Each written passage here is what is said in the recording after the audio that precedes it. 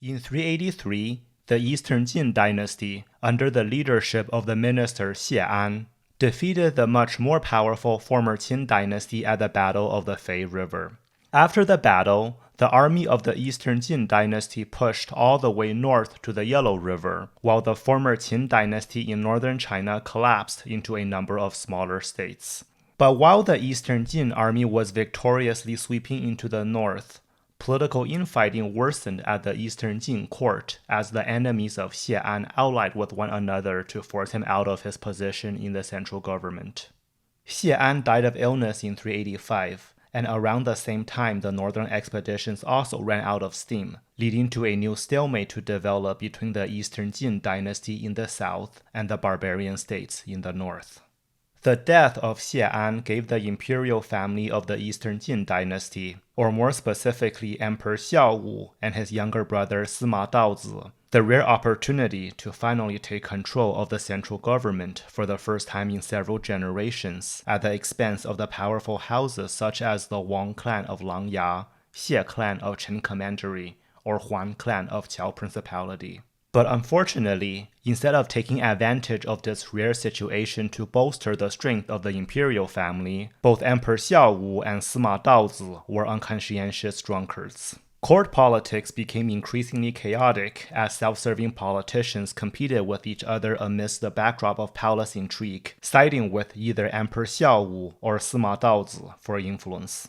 Both Emperor Xiaowu and Sima Daozi were married to members of the Wang clan of Taiyuan, and one of the key associates of Sima Daozi was Wang Guobao, his cousin-in-law. To counteract the growing power of Sima Daozi at court, Emperor Xiaowu assigned his brother-in-law Wang Gong the command of the downriver garrison, which included the northern headquarters army under Liu Laozhi. He also assigned another ally, Yin Zhongkan, the command of the upriver garrison around Jiangling, the capital of Jing province.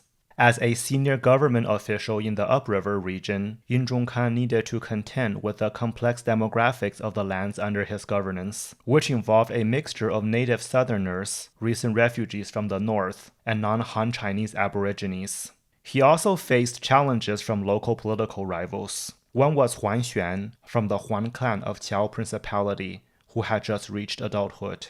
Xuan was the son of Huan Wen, the Eastern Jin politician who had almost usurped the throne until his untimely death in 373. The Huan family had dominated the mid-Yangtze region for most of the previous half-century, and Xuan was eager to revitalize his family's fortunes. Another was Yang Quanqi, who belonged to the Yang clan of Hongnong. The Hongnong Yangs had been one of the most renowned of the northern Confucian scholar aristocratic families, but when the barbarian invasions came in the early 300s, its members chose to stay behind in the north rather than flee to the south. By the time Yang Quanqi's father finally made his way to the south, members of the houses that had arrived earlier, such as the Huans of Qiao Principality, had already monopolized power in the region, and the Yangs were sidelined. Like many of the newer refugees from around the Wei River Valley in the northwest, the Yangs could not settle in the safer regions further south and instead had to remain in the border marches around Xiangyang. So many northwestern refugees like the Yangs settled around Xiangyang that a sojourning province, known as Yong Province, was established there to administer the refugees. And so very confusingly, during these few centuries of division there existed two Yong provinces. The original Yong province in the Wei River Valley under northern barbarian rule, and the new sojourning Yong province centered around Xiangyang under southern rule. The northwestern refugees in Yong province maintained a strong military culture, much like the refugees who had settled in the western Yangtze River Delta and whose members made up the northern headquarters army did. Hard men like Yang Quanqi spent decades fighting on the frontier garrisons, rising through the ranks to eventually control their de facto private armies.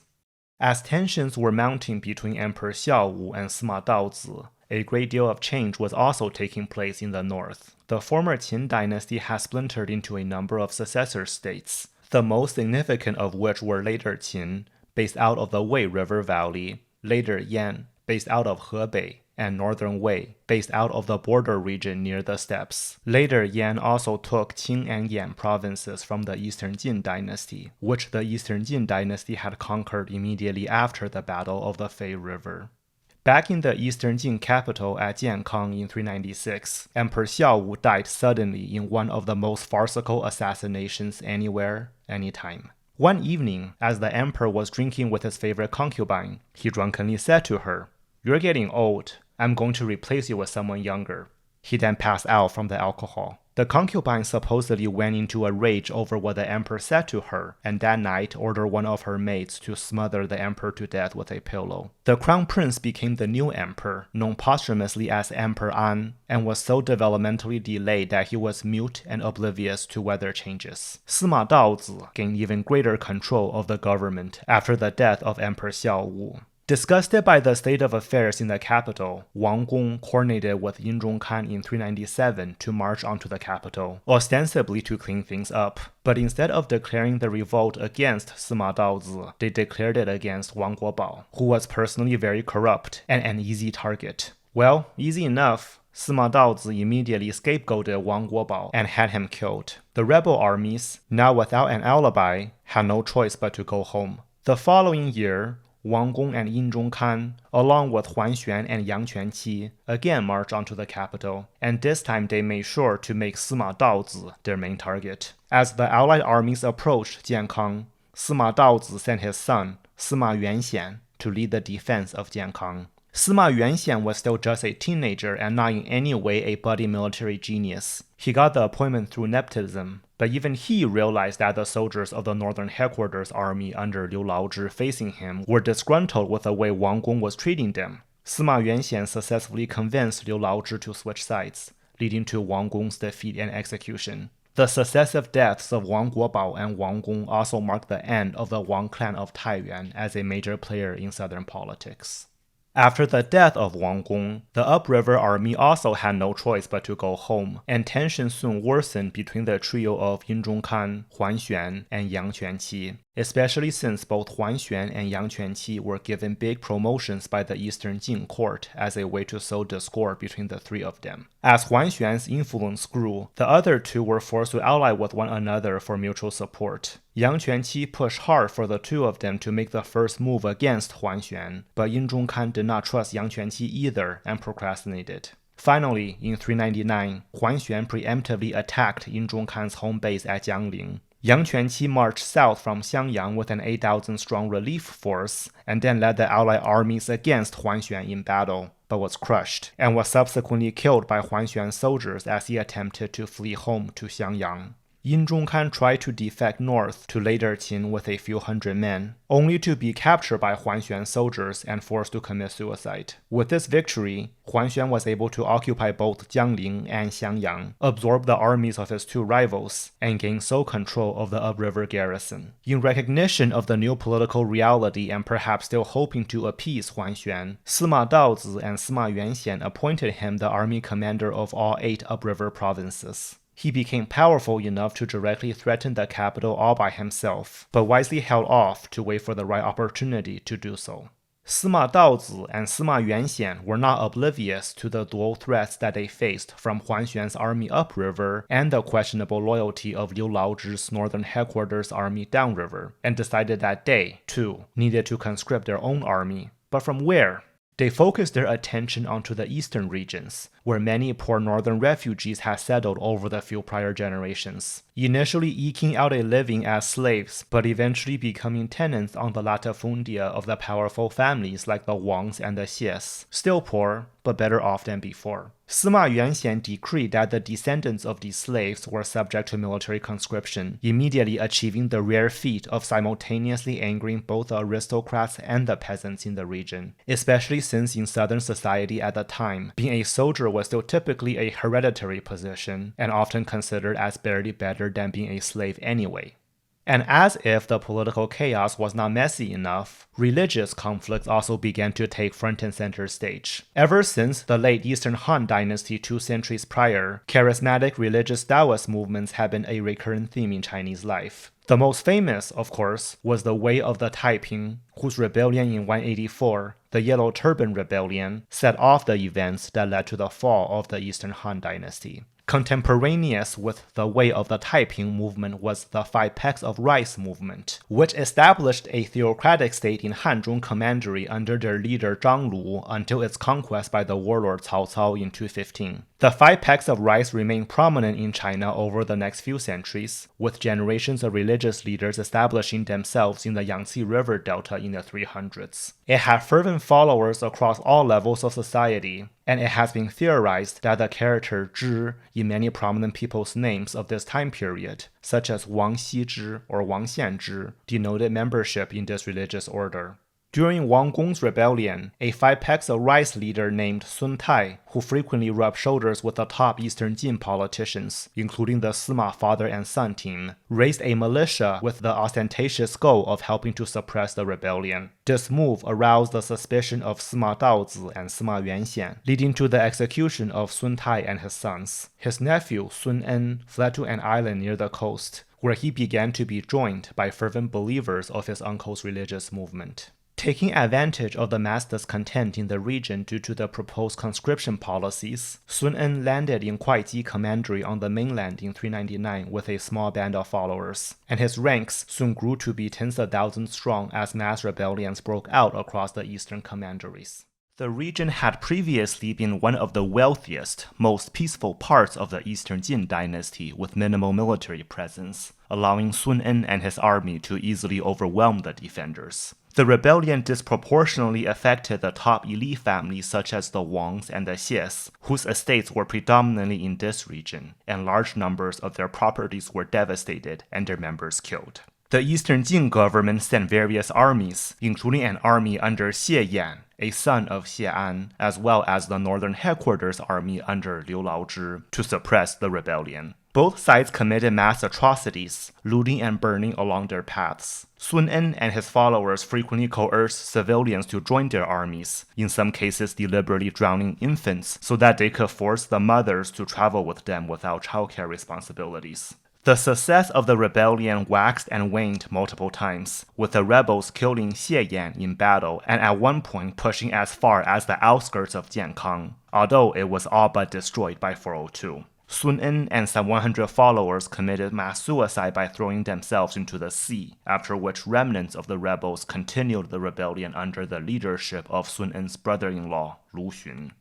The wars against Sun En's rebellion allowed a low-ranking officer in the northern headquarters army named Liu Yu to begin making a name for himself. He was born in Jingkou in 363 into a northern family that had fled south from Pengcheng, modern-day Xuzhou, several generations prior due to the barbarian invasions. And various members of his family had served as low-ranking officials in the local government, although his family fortunes had gradually declined with each passing generation in the south. As his family name Liu would suggest, he was descended from the imperial family of the Han Dynasty, but not directly. His ancestor was the younger brother of Emperor Gaozu, the founding emperor of the Han Dynasty. Liu Yu's mother died soon after childbirth, and his father, too poor to hire a wet nurse, was about to abandon the baby until Liu Yu's aunt, who was already breastfeeding at the time, took him in. Liu Yu grew up to be quite strong and athletic, but was also barely literate and made a living doing odd jobs such as selling shoes, while frequently going into debt from gambling, including from a board game named Chupu that was extremely popular across all levels of society at the time. It was a cross between chess and dice games, but unfortunately the exact rules are now lost.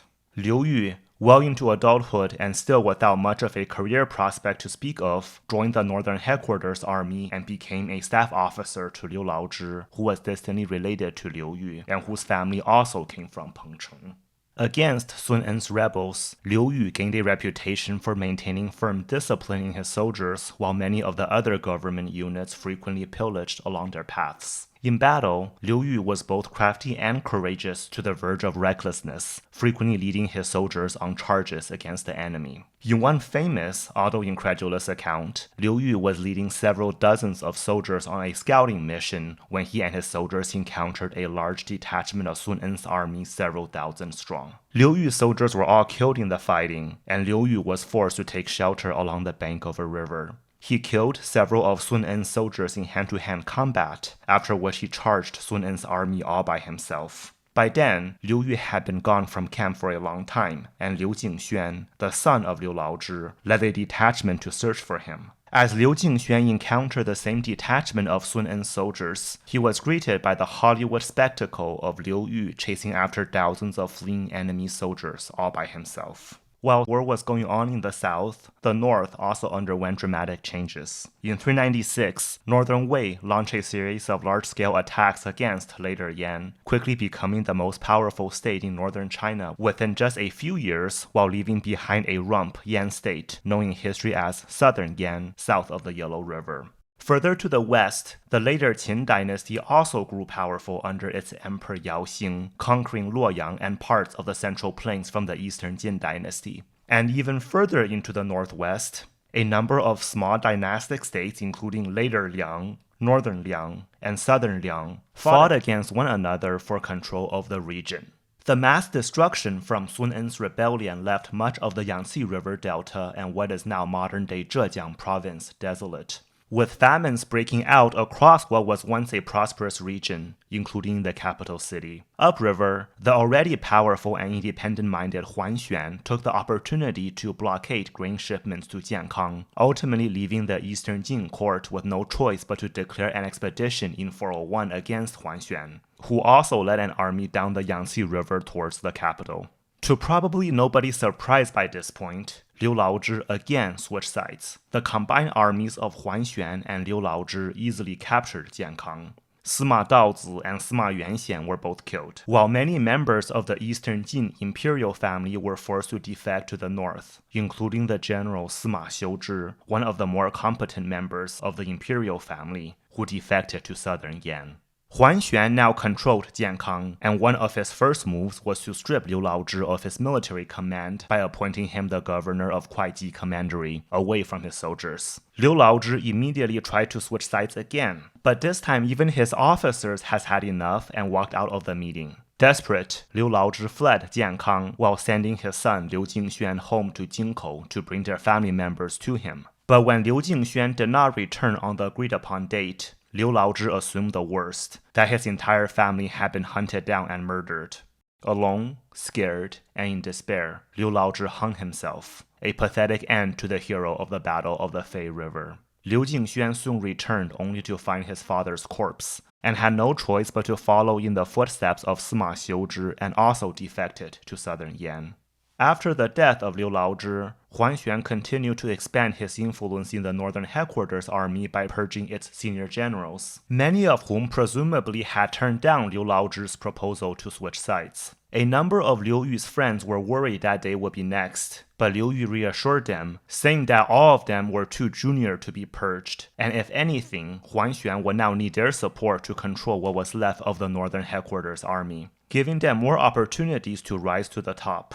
Liu Yu soon ingratiated himself to Huan Xiu, a cousin of Xuan who had been given the command of the Jingkou garrison. By then, Xuan was beginning to harbor ambitions for the throne, and Huan Xiu privately went to Liu Yu to get a sense of what the officers of the northern headquarters army would feel about Xuan becoming emperor. Liu Yu gave his enthusiastic support, but also began plotting with his fellow officers to overthrow Xuan. In late 403, Xuan deposed Emperor An and declared himself the emperor of a new dynasty named Chu, known in history as Huan Chu, with Chu being the geographical name of the mid-Yangtze region where he came from. A few months later, in early 404, Liu Yu staged a mutiny in Jingkou with a few hundred co-conspirators, including He Wuji, a nephew of Liu Laozhi, and Tan Pingzhi, another close friend and a highly experienced military commander in his own right. The rebels killed Huan Xiu and occupied Jingkou. Meanwhile, another officer in the northern headquarters army named Liu Yi, no close family relations to Liu Yu that we know of, staged another mutiny across the Yangtze in Guangling, modern-day Yangzhou. Afterwards, Liu Yi brought his men south across the Yangtze River to Jingkou, where the rebels from the two groups collectively chose Liu Yu to lead their rebellion. Multiple other people were involved with the upstart rebels. One was Liu Muzhi, a local of Jingkou, whom Liu Yu appointed as a secretary to oversee the administrative tasks needed to run a rebellion. Liu Muzhi will go on to become one of Liu Yu's most trusted associates. Another was Zhuge Changmin, who came from the Zhuge clan of Langya Commandery, thus making him a very distant relative of Zhuge Liang. Zhuge Changmin had been instructed to start an insurrection in a garrison southwest of Jiankang, but his plot was foiled, and he was sent to Jiankang as a prisoner. Liu Yu, now at the head of a rebel army only 1,700 strong, marched from Jingkou against Huan in Jiankang, defeating several much larger armies of Huan in some closely fought encounters. Tan Pingzhi took on the bad luck for the rest of his co-conspirators. He was killed in battle during one of these early encounters, in the process missing out on all the potential perks that successful coups could deliver to their ringleaders. As Liu Yu's army approached Jiankang, Huan panicked and abandoned the city for his home base in Jiangling, taking the deposed Emperor An with him. Liu Yu's army occupied Jiankang, in the process freeing Zhuge Changmin from captivity. The leadership of Jiankang under Liu Yu, at least nominally, now consisted of a hodgepodge of people affiliated with the northern headquarters army, including Liu Yi, He Wuji, Zhuge Changmin, and Liu Muzhi. Liu Yu was also joined by Liu Jingxuan and Sima Xiuzhi, who had recently been granted political asylum in southern Yan, where they immediately backstabbed their hosts by participating in a failed coup to overthrow the government of southern Yan, and so had to flee back south. From Jiankang, Liu Yu sent Liu Yi and He Wuji on an expedition upriver against Huan, who had raised another army for a comeback. Huan was decisively defeated later in 404, and as he abandoned Jiangling to flee westward towards the southwestern Shu region, he was killed by his subordinates. Remnants of his supporters fought on for another year before being destroyed. One rather surprising loss as a result of Huan's defeat was the calligraphy of Wang Xizhi. Huan was a huge fan of Wang Xizhi, who had died only about 40 years prior, and owned a large collection of Wang Xizhi's calligraphy. At some point during Huan's retreat from Liu Yu's attacks, he threw a petulant fit and decided that if he could not have nice things, then nobody else should either.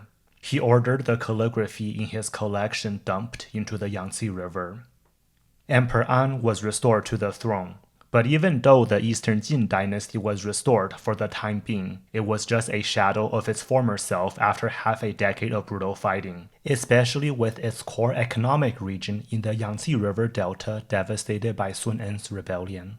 In the Shu region, a general named Qiao Zong established his own state, known in history as Qiao Shu, that soon became a vassal of later Qin to the north. In the east, the Daoist rebels under Lu Xun relocated south and captured Panyu, modern-day Guangzhou, by sea in 404.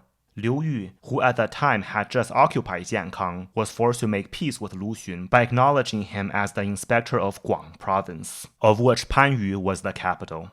Over the next few years, Liu Yu's power gradually grew until he effectively controlled the Eastern Jin civilian government by 408. His rapid rise led to resentment to develop against him from many of the other leaders in the northern headquarters army. Liu Yi in particular did not like Liu Yu, especially since at the beginning of the rebellion against Huan, the influence of the two men were roughly equal, but over time he was surpassed by Liu Yu. Unlike Liu Yu, Liu Yi also had much more polished upper-class mannerisms, and so became a natural ally to members of the traditional elite houses who also resented Liu Yu's rapid rise. Around the same time, southern Yan began to launch raids along the eastern Jin frontier. And so, faced with both growing domestic opposition to his leadership and military threats on the borders, Liu Yu decided that the best way to reassert his authority against all of his enemies was to personally win military glory on the battlefield. In the summer of 409, Liu Yu led an expedition against southern Yan. Although southern Yan was physically small, it was wealthy and densely populated, and to invade, the southern army under Liu Yu would have to leave behind the safety provided by its river fleet to engage the southern Yan army on the open plains, where the heavy Xianbei cavalry of the southern Yan ruling class held a decisive advantage over the southern infantry. Liu Yu's army sailed up the Si River, disembarked from their ships at Xiapi, and then marched overland into southern Yan. Faced with Liu Yu's invading army, Mu Rongchao, the emperor of southern Yan, held a council of war to decide on a defensive strategy. There were various proposals that centered around the narrow mountain roads near Mount Daxian, modern-day Mount Yi in southwestern Shandong province. According to the proposals, the southern Yan army could try to engage Liu Yu's army on the open terrain south of the mountain, and if it were to lose the battle, it could then hold the mountainous positions to prevent Liu Yu's army from advancing further. As Liu Yu's army were to inevitably run low on grain, southern Yan could additionally send a few dozen men to travel by sea to behind Liu Yu's lines to cut off his escape route, and then finally attack from both directions. Even if the southern Yan army were to allow Liu Yu's army to pass through Mount Daxian, it was important to pursue a scorched earth policy to starve out Liu Yu's army in hostile territory before sending out the Xianbei heavy cavalry to finish the job. Mu Rongchao ignored all of these proposals. He wanted to engage Liu Yu's army on home territory, possibly to make it easier to capture loot should he win, so decided to let Liu Yu's army travel past Mount Daxian into southern Yan territory unopposed. He also did not want to preemptively destroy a whole season's worth of grain harvests, and so declined to pursue any scorched earth policy. As Liu Yu led his army into southern Yan territory, he instructed his soldiers to advance slowly while building fortifications along the army's advance route. To defend against potential large-scale cavalry attacks from southern Yan, he dispersed whatever horsemen he did have to serve as scouts, and for his main army, he lined its flanks with war wagons, such that if the southern Yan cavalry were to attack, he could position his pikemen behind the wagons. Unfortunately, details of Liu Yu's wagon construction and tactics are now lost, although they may have been used as mobile defensive units, perhaps similarly to the Hussite war wagons used in Bohemia in the 1400s. Although a setup like this may sound basic enough to us today, a key element of Liu Yu's generalship was the organization and discipline that he must have instilled in his soldiers for them to pull off complex combined arms maneuvers during high-pressure situations in hostile territory. Liu Yu's army finally met the 40,000-strong southern Yan army, led personally by Mu Rongchao, and defeated it in battle, with Mu Rongchao fleeing to the southern Yan capital at Guanggu. Liu Yu's army attacked Guanggu and captured its outer city, but still could not take the citadel. Liu Yu subsequently ordered his soldiers to build a 30-feet-high wall with moat around Guanggu to trap in the defenders, and also placed siege engines around the city. As the siege dragged on, Liu Yu's army was able to live off of the local grains from the harvest that Mu Rongchao did not want to destroy. Later, Qin, which was allied with southern Yan, tried to intervene, but could not spare the troops needed to do so, since it also faced pressure from its own enemy further to the northwest, the Xiongnu dynastic state of Helianxia under its ruler Helianbobo. The siege of Guanggu lasted into early 410. The southern Yan defenders tried to dig tunnels out of the city to engage the Jin army, but the plan was foiled. Finally, as Liu Yu's army assaulted the citadel, defenders opened a city gate to let in Liu Yu's army. Mu Rongchao was captured while trying to break out with a small group of horsemen.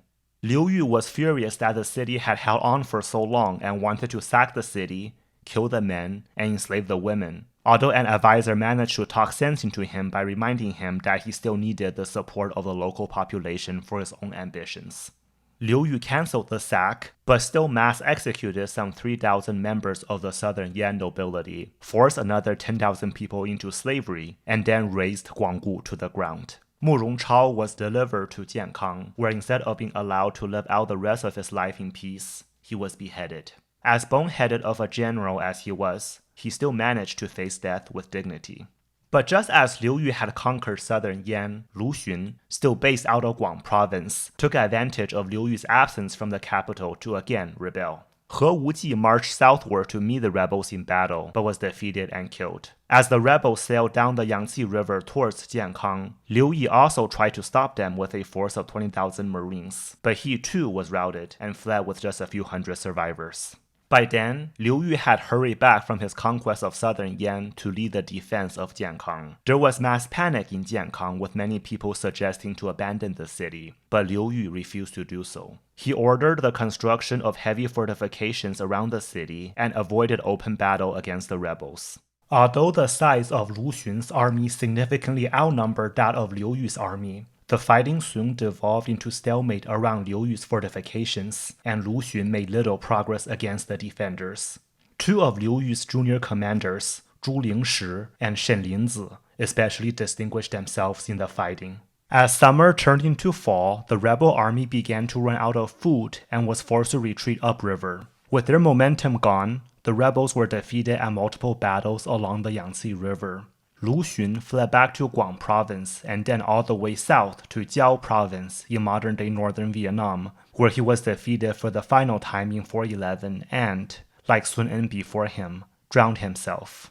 His death finally ended the 12 years of on and off Daoist rebellions that had crippled the Eastern Jin Dynasty.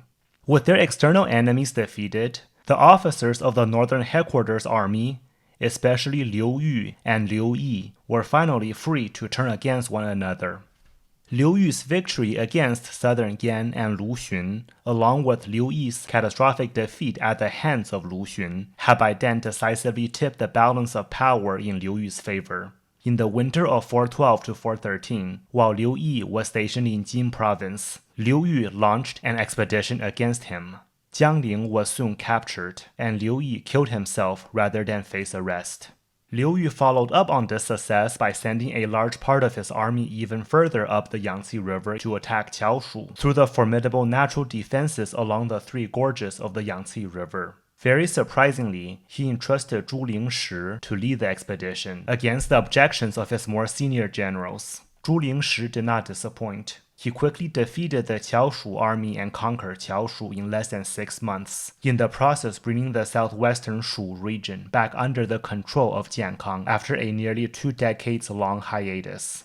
While Liu Yu was away campaigning against Liu Yi, he placed Zhuge Changming in charge of Jiankang. Zhuge Changming's brother encouraged him to rebel, but Zhuge Changming hesitated. Zhuge Changming wrote to Liu Jingxuan, encouraging Liu Jingxuan to join him in a potential rebellion against Liu Yu. Liu Jingxuan forwarded the letter to Liu Yu instead.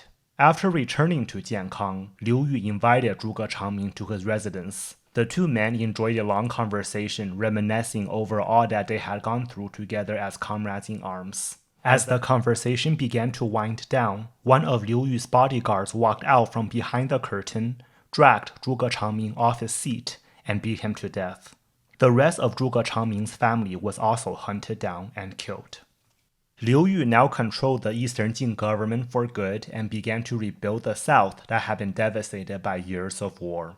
He lowered taxes, reduced the conscripted labor requirements, instituted debt forgiveness, and established stricter rules against government seizure of private properties. He also oversaw a new wave of tuduan, or residence determination, that had previously been carried out under Huan Wen, redistributing lands which the wealthy elites had illegally encroached on back to the poorer farmers, all while forcing the elites to pay more taxes. These efforts paved the way for prosperity to grow in the south over the ensuing few generations. After the defeat of Liu Yi, Sima Xiuzhi took over the command of the Jing province garrison. As time went on, Liu Yu also began to grow wary of him, and in 415 launched yet another expedition against the mid-Yangtze region, this time against Sima Xiuzhi. The inspector of Yong province at the time, Lu Zongzhi, was worried that he would be next, and allied with Sima Xiuzhi against Liu Yu. Liu Yu easily put down the rebellion, and afterwards both Sima Xiuzhi and Lu Zongzhi defected to later Qin. One inadvertent casualty of Sima Xiuzhi's rebellion was Liu Jingxuan, a subordinate of his, who was a distant member of the Eastern Jin imperial family, encouraged Liu Jingxuan to join Sima Xiuzhi in rebelling against Liu Yu. After Liu Jingxuan refused, the subordinate had him assassinated. After defecting to later Qin, Sima Xiuzhi continued to launch raids into Eastern Jin territories. In early 416, Emperor Yao Xing of the later Qin dynasty, who had played a key role in the development of Chinese Buddhism over his 20-plus-year reign, died and was succeeded by his son Yao Hong, with later Qin soon becoming mired in political infighting. Taking advantage of his enemy's weakness, Liu Yu organized an invasion of later Qin in the fall of 416.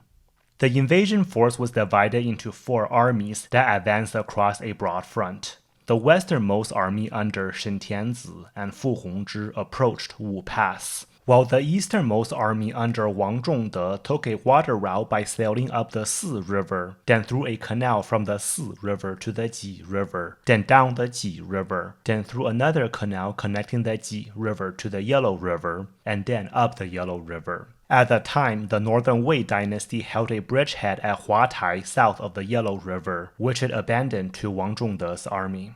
Compared to the two armies on the flanks, the two central armies made the most dramatic progress. The army under Wang Zhenhe and Tan Daoji quickly captured the lost Jin Dynasty capital at Luoyang, while the army under Shen Linzi and Liu Zunkao sailed up the Bian River and then through canals into the Yellow River to also reach Luoyang. The generals leading the central armies continued to push on aggressively, with later Qin falling back to defend the two primary eastern approaches to Guanzhong, the mountain road at Tong Pass and the city of Puban, which guarded the eastern approach to Pujin Ferry. The attacking army overextended itself and soon began to run low on food supplies.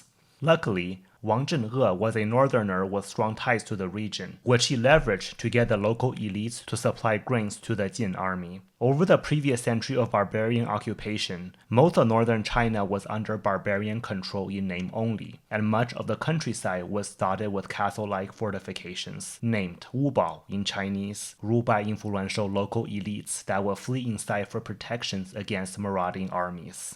It took someone like Wang Zhenhe with local connections to convince them to cooperate with the Eastern Jin army. Most of Liu Yu's frontline generals during this expedition were still fairly young, although had already been battle-hardened through years of fighting. Unlike the Eastern Jin generals of the few previous generations who typically came from the elite houses such as the Wangs or the Xies, Liu Yu's generals typically came from much more humble backgrounds and owed their success to Liu Yu.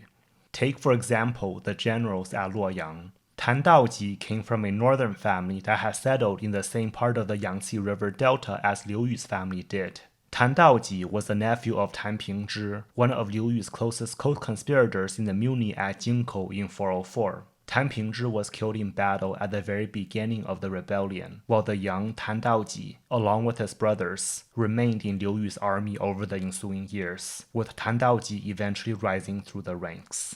Shen Linzi, along with his brother Shen Tianzi, came from a prominent native southern family, in their case the Shen clan of Wuxing, that had been sidelined from power during the Eastern Jin Dynasty by the elite northern families. The brothers entered service under Liu Yu during the wars against Sun's rebels, and from there also rose through the ranks, with Shen Linzi being especially well regarded by Liu Yu.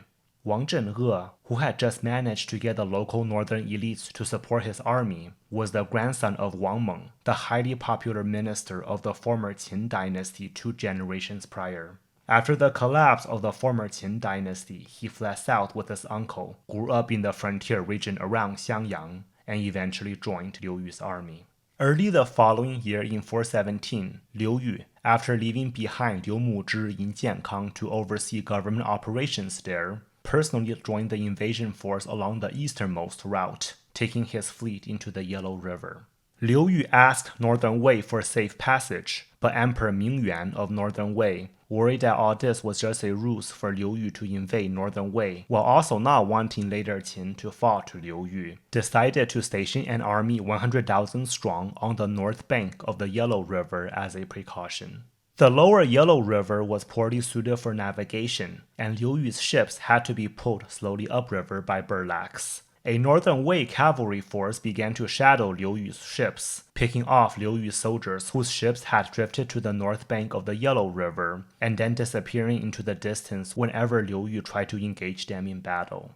To deal with the continual harassment from Northern Wei, Liu Yu finally ordered a force several thousand strong under the command of Zhu Chaoshi, the younger brother of Zhu Lingshi, to cross the Yellow River and take up positions in a half-moon formation behind a row of war wagons, with the flanks of his army protected by the Yellow River and its rear supplied by ships. A much larger Northern Wei army soon approached Liu Yu's army, and seeing that Liu Yu's soldiers were outnumbered with their backs against the water, launched a full-frontal heavy cavalry charge. Liu Yu's soldiers fired arrows into the ranks of the Wei cavalry, causing a negligible amount of damage. What happened next is quite confusing, so all I can do here is to paraphrase what was written in the ancient texts. As the Wei cavalry closed in on the Jin soldiers, Zhu Chaoshi ordered his soldiers to break up their pikes into fragments 3 to 4 feet long. The Jin soldiers, still protected by their war wagons, then used hammers to hit the pike fragments toward the charging Wei horsemen, causing as many as 3 or 4 Wei soldiers to be impaled by just one pike fragment. This broke the Wei charge, with the Wei army forced to retreat. Liu Yu's army immediately followed up this victory by pursuing the Wei army some distance north of the Yellow River, and afterwards evacuated back south across the Yellow River. Although this battle was perhaps Liu Yu's most famous victory and widely considered to be one of the classic battles in Chinese history, its details are rather murky.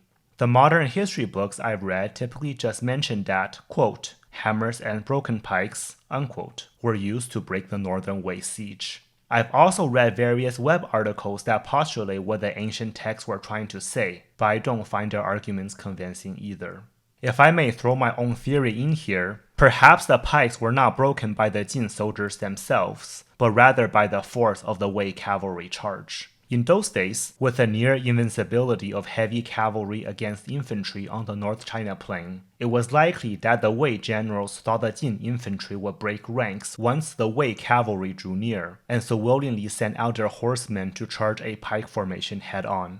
To their surprise, Liu Yu's disciplined soldiers held their ground, and in the inevitable collision between horsemen and infantry, the pikes broke, and piles of Wei horsemen were either impaled by the pikes or crushed one another to death. At this point, even just the forward momentum of the northern Wei charge meant that the Jin soldiers would have been slowly squeezed into the Yellow River, although the barriers provided by the war wagons helped keep the Jin lines intact, and the hammers may have been launched from the war wagons to crush to death a large number of the Wei soldiers still trapped in the space between the wagons. Regardless of the details of the battle, the Northern Wei army subsequently left Liu Yu's army alone after this encounter, allowing it to sail without harassment to Luoyang. In the fall of 417, a year after the expedition had set out, Liu Yu directed the final assault against Guanzhong.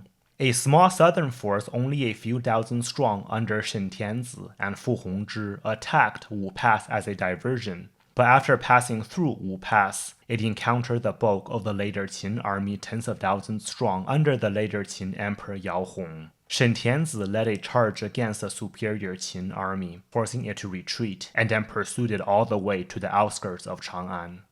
At around the same time, Wang Zhenhe led the main attack with a fleet of marines, rowing up the Wei River in small, well-protected galleys named Mengchong, a highly unusual method for an army to travel this route. His soldiers landed near Chang'an, fought off the superior Qin army sent out against them, and then pursued the retreating Qin soldiers into Chang'an. Yao Hong had no choice but to surrender, ending the later Qin dynasty. He was taken prisoner, after which he, like the emperor of southern Yan before him, was also sent to Jiankang and beheaded. Sima Xiuzhi tried to flee to northern Wei but died of illness en route, although his descendants survived the journey and were given prominent noble titles by northern Wei. The garrison at Puban, now isolated, had no choice but to also surrender to Liu Yu, giving Liu Yu a vital bridgehead north of the Yellow River. Liu Yu became the first Han Chinese general to victoriously enter Chang'an in a century, and the local population welcomed him as a liberator. Liu Yu also began to make plans to conquer the rest of the northwest from the barbarians. But only a few months into his stay at Chang'an, he received news that Liu Muzhi had suddenly died of illness in Jiankang. To prevent his enemies from seizing the government in his absence, Liu Yu had no choice but to hastily return home. Perhaps to signify that his occupation of Chang'an was meant to be the beginning of something greater, Liu Yu left behind his second oldest son, Liu Yizhen, who was barely 12 years old at the time, as the figurehead in charge of the Chang'an garrison. Liu Yizhen was supported by an experienced politician named Wang Xiu as his assistant, as well as an all-star lineup of generals that included Wang Zhenhe, Shen Tianzi, and Fu Hongzhi. But even before Liu Yu had left Chang'an, tensions were already mounting between Wang Zhenhe and a number of Liu Yu's other generals, who were worried of Wang Zhenhe's strong local family ties to the region around Chang'an. It also did not help that Wang Zhenhe was personally corrupt and stole from the treasury in Chang'an when he first occupied the city. Shen Tianzi especially despised Wang Zhenhe because in addition to these reasons, he also resented the fact that Wang Zhenhe, being the first Jin general to enter Chang'an, had received more credit for the conquest of later Qin than he did. Shen Tianzi and Fu Hongzhi repeatedly went to Liu Yu to complain, saying that Wang Zhenhe could not be trusted, especially given his strong family ties to Guanzhong. Liu Yu finally gave Shen Tianzi some cryptic instructions in private, in effect saying that because the other southern generals outnumbered Wang Zhenhe anyway, they could more than handle Wang Zhenhe if necessary. When news of Liu Yu's departure from Chang'an reached He Lianbo, the ruler of He Lianxia, he immediately sent his army southward towards Chang'an. In early 418, faced with the looming threat of the He Lianxia army, a rumor broke out in the Jin camp that Wang Zhenhe was planning to massacre the southern soldiers to then occupy Guanzhong for himself. At this point, Shen Tianzi decided to take matters into his own hands and, one day in camp, had Wang Zhenhe assassinated. After Wang Xiu received news of the assassination, he immediately had Shen Tianzi arrested and executed with the approval of Liu Yizhen. Even with both Wang Zhenhe and Shen Tianzi dead, Fu Hongzhi alone still managed to defeat He Lianbo multiple times, forcing him to retreat. But as the year went on, even more infighting broke out within the Jin leadership. A number of Liu Yizhen's entourage detested Wang Xiu and convinced Liu Yizhen, who understandably was out of his depth, to have Wang Xiu killed. The death of Wang Xiu raised the panic levels in Chang'an even more, causing Liu Yizhen to order the Jin units stationed across Guanzhong to retreat to Chang'an. He Lianbo subsequently occupied most of Guanzhong without a fight and began to attack Chang'an. When Liu Yu heard about the horrible mess his teenage son had been making in Chang'an, he had no choice but to rush Zhu Lingshi to Chang'an to take over the garrison there so that Liu Yizhen could return safely home. But instead of hurrying out of Chang'an, Liu Yizhen allowed his soldiers to ransack the city. Liu Yizhen's retreating army, weighted down by loot, was soon caught up by He Lianbo's army. Fu Hongzhi led a desperate rearguard action but was defeated, captured, and subsequently executed. The rest of Liu Yizhen's army was massacred in open battle, and Liu Yizhen barely escaped home with his life. With Chang'an now an isolated city and anti-Jin feelings developing among its inhabitants because of the recent looting, Zhu Lingshi had no choice but to abandon Chang'an to take up defensive positions at a fortress near Tong Pass, where he was soon joined by his younger brother Zhu Chaoshi. The fortress soon came under attack by the He Lianxia army. With the fortress about to fall, Zhu Lingshi asked Zhu Chaoshi to escape so that their parents could have at least one son return home. Zhu Chaoshi refused. They were both captured, sent to Chang'an, and executed. With the conquest of Guanzhong, He Lianbo declared himself emperor in Chang'an and made it his new capital city. He went on to capture Puban, pushing the Eastern Jin Dynasty back south across the Yellow River. Liu Yu was understandably furious at this catastrophic turn of events, but could do very little since the Eastern Jin Dynasty was already too exhausted from war to support another large-scale campaign. Nonetheless, much of northern China, including all of the Central Plains, remained under Eastern Jin Dynasty control, giving Liu Yu a strong platform to launch further expeditions northward. Meanwhile, Liu Yu returned to Jiankang and ensured that this time, the government was absolutely under his control. He was soon given the title the Duke of Song, with Song being the ancient state that ruled over his ancestral hometown of Pengcheng. Typically, we expect people with a family named Liu to claim descent from the rulers of the Han dynasty and take Han as their title. But perhaps because Liu Yu was descended not from the first emperor of the Han dynasty but from his younger brother, Han would have been inappropriate for him. He was also awarded the 9 bestowments, a set of ritualistic awards that was usually considered a prerequisite to usurping the throne. He could have taken the throne then and there, but because of a prophecy that there would be 2 more emperors after Emperor Xiaowu, and Emperor An was still just the first one, In early 419, he had Emperor An strangled and replaced him with Emperor An's younger brother, known posthumously as Emperor Gong. The following year, Emperor Gong was forced to abdicate to Liu Yu. He was self-aware enough to understand that as emperor, he was no more than just another stepping stone on Liu Yu's quest for power. When the messenger from Liu Yu arrived, he enthusiastically agreed to abdicate, telling the messenger that the Jin Dynasty had already been gone when Xuan usurped the throne, and Liu Yu had extended its lifespan by almost 20 more years. Given the situation, he had no complaints. Liu Yu named his dynasty Song. For many centuries, this was the Song dynasty in Chinese history, but because of the later, much more famous Song dynasty that ruled from 960 to 1279, it is now known in history as the Liu Song dynasty. As emperor, Liu Yu again prepared for a northern expedition to perhaps finally reclaim the remainder of northern China from the barbarians. But he was already approaching 60 years old, and the years of campaigning finally caught up to him. He died of illness in Jingkou in 422. He became posthumously known as Emperor Wu, with Wu meaning marshal. Liu Yu was one of the great military commanders in Chinese history, and one of the rare few who successfully led a southern army against the north, when usually it was the other way around. Had he lived a few extra years to successfully recover the north from the barbarians, he almost certainly would have been remembered as one of the greatest emperors in Chinese history. But ultimately, his northern expeditions became no more than a blip in history. The debacle at Chang'an, followed by his untimely death, made sure of that. Almost 800 years after his death, in 1205, as China was again split between north and south, and the south was again planning an invasion of the north, the poet general Xin Qiji visited Liu Yu's hometown in Jingkou, and as he reflected on Liu Yu's expeditions against the backdrop of the political realities of his own time, he wrote perhaps the most famous words about Liu Yu. 斜阳草树，寻常巷陌，人道寄奴曾住。想当年，金戈铁马，气吞万里如虎。The setting sun above the grasses and trees, an ordinary alleyway. People say this was where Liu Yu once lived. I think of him at the head of gleaming spears and ironclad horses, devouring his enemies 10,000 li away like a tiger. Because of this poem, when people think of Liu Yu today, one of the first things that come to mind is the conqueror who devoured his enemies like a tiger.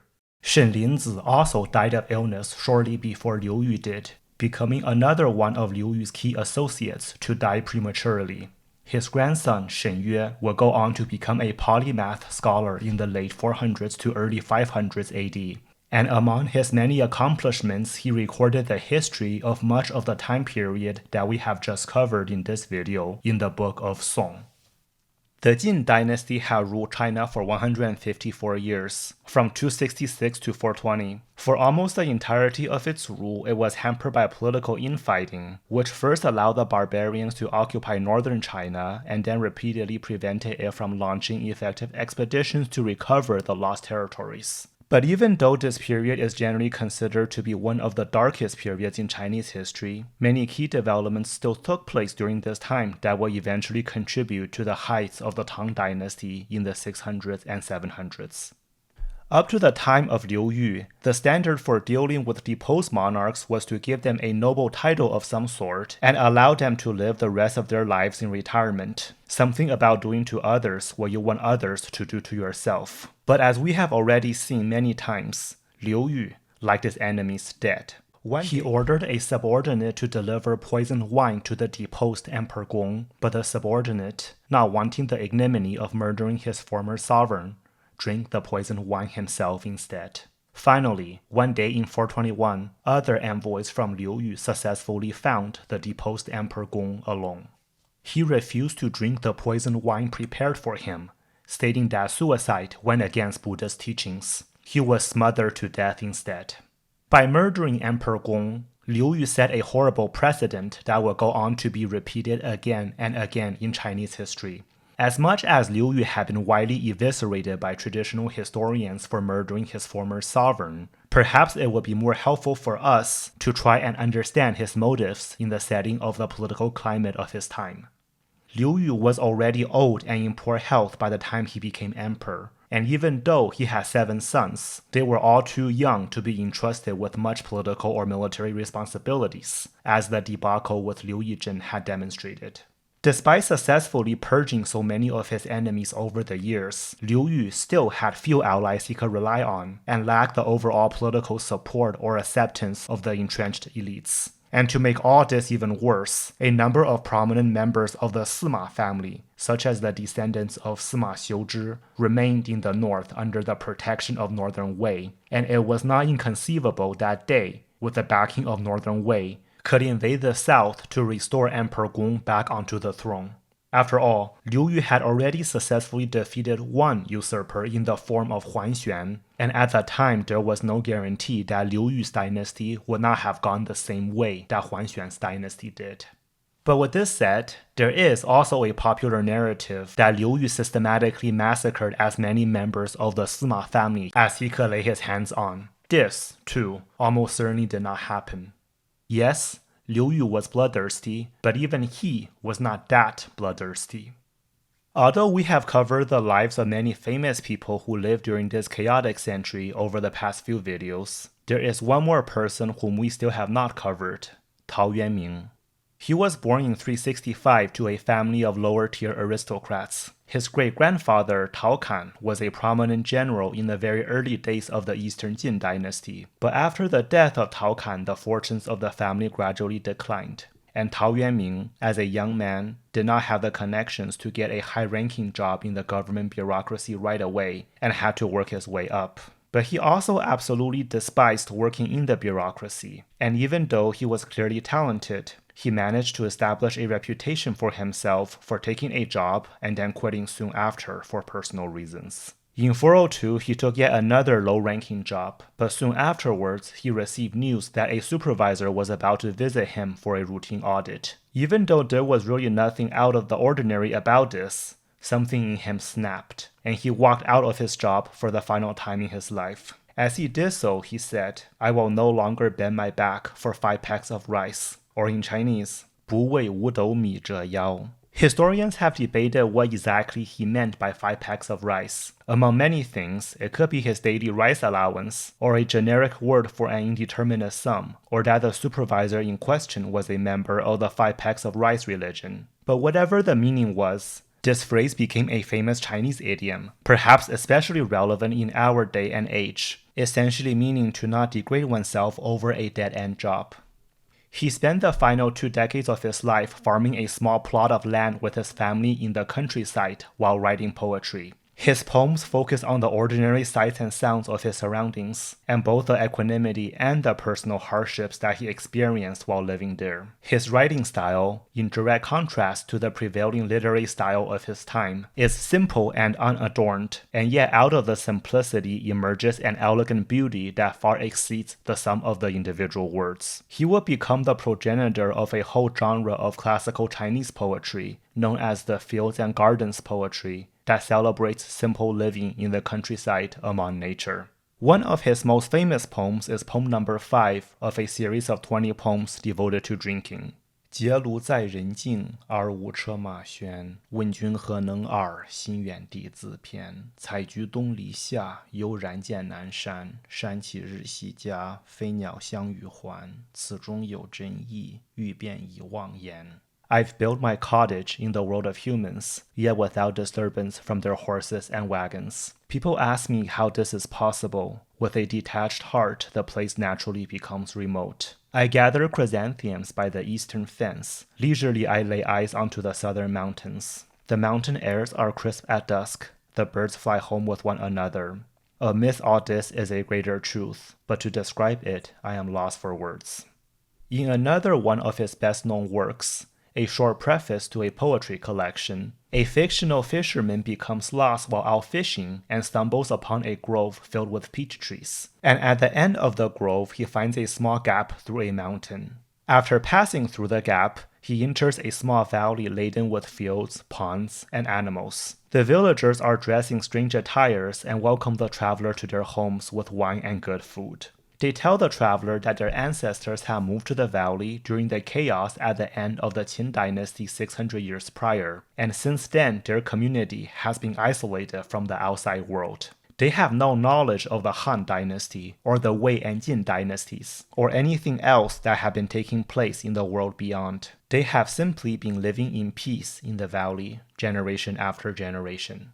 The traveler eventually leaves the valley after spending several days there, but when he visits again, he cannot find the hidden valley no matter how hard he tries. This story became the origin of a very famous Chinese idiom, 世外桃源, literally, the peach grove beyond this world, referring to a fantastical utopia. And perhaps with the utter chaos that had befallen China over the previous century, the near-constant societal upheavals, massacres, and large-scale displacements of people, not to mention the introduction of new ideas that upset the previous dogma, it was only natural for people like Tao Yuanming to long for a simpler place where innocence remains.